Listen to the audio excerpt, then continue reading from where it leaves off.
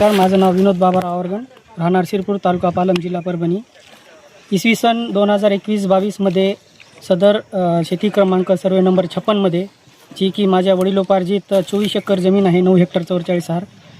तर पपयाचं आम्ही लागवड केली होती. त्यावेळेस या ठिकाणी पपयामध्ये पाणी साचल्यामुळे नाली खोदकाम करण्यासाठी आम्ही या ठिकाणी आलो होतो.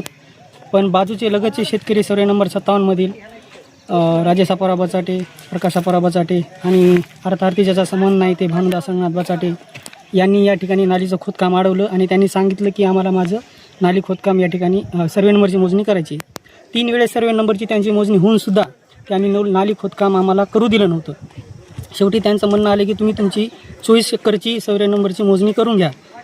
नाईलाज असताना आम्हाला आमची 24 एकरची या ठिकाणी मोजणी करून घ्यावी लागली.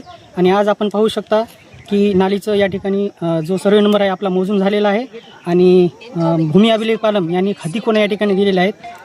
जमदार साहेब असतील, मीडिया असेल, या सगळ्यांच्या आणि आमचे शिरपूर गावस्थ असतील, यांच्या सर्वांच्या उपस्थितीमध्ये आज त्यांनी आपल्याला या ठिकाणी हादीखुणा दिलेला आहेत. हादीखुणा दिल्यानंतर आपल्याला कळलं आहे की या ठिकाणी आपलं जे जमीन आहे ते त्या ठिकाणी मोजून त्यांनी दिलेले आहे आणि पलीकडेच आपली जमीन निघालेली आहे. आणि ज्यावेळेस जो आरोप केला होता माझ्या वडिलांवरती बाबाराव आवरगण यांनी, राजेश बचाटे यांनी, की अतिक्रमण आम्ही केलेलं आहे त्यांच्या जागेमध्ये, तर आपण पाहू शकता सर्वे नंबर 57 या ठिकाणी संपलेला आहे. आणि सर्वे नंबर 57मध्ये या ठिकाणी सर दाखवा एक मिनिट, कुठल्याच प्रकारचं अतिक्रमण हे नाही आहे. आणि जो आपला सर्वे नंबर आहे तो वरच्या साईडला आहे गेलेला. आणि हे पूर्ण आज या ठिकाणी सगळ्यांच्या उपस्थितीमध्ये मोजणी यशस्वी झालेली आहे. तरी यामध्ये आम्ही समाधान आहोत.